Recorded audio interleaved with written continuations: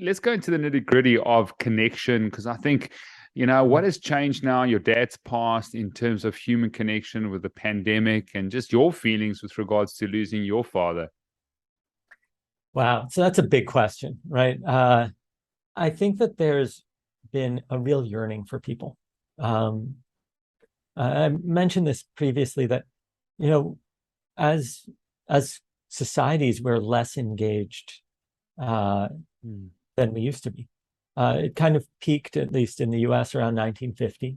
Right after World War II, the post-war sentiment started dying down. And what ended up happening was that the television entered the home. So now you could have entertainment at home and you didn't need to join social groups. And I think there's this interesting thing about human beings, in fact, living systems, which is we're anti-fragile. Have you ever come across this concept? Yeah, absolutely. And SteveStavs, anti-fragile. I love it. I love the concept, but explain it for the audience. Oh, for sure. So, if I have a glass of water and I drop it, it'll shatter, right? Glass is fragile. Then there are things that are robust. Things that are robust are like my building, right? I could bump into my building, nothing's going to happen to it. But there's a third characteristic that we almost never talk about, which is anti-fragility. And anti-fragile things are things that actually get stronger when we apply pressure to them. So our muscles are the classic example. We put pressure on them by lifting weights, and over time they get stronger.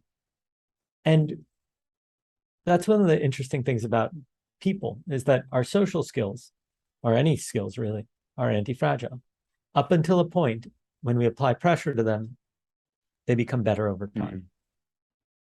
And so we came from a culture that was highly interconnected and highly dependent.